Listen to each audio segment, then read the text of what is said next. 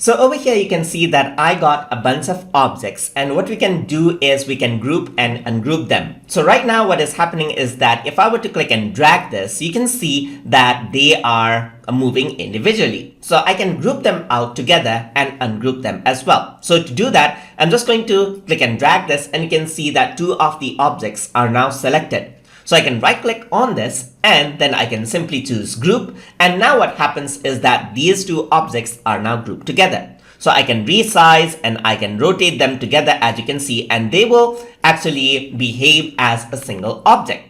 I can right click on it and then click on ungroup, and what happens is that they are ungrouped, as you can see, just like that. I can go around right here and then group all of them together as well. So I can go around right here, go to arrange, and I can go to group. It does the same thing from over there as well. So I can move around and you can see that they are all grouped together.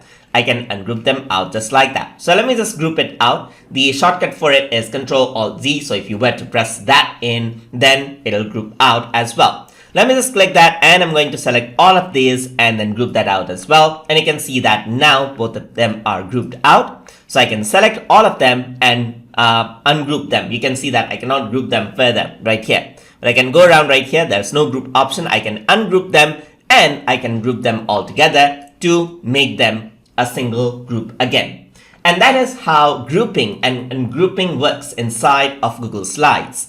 So hope you guys learned something as always. And as always, please like, comment, share, and subscribe.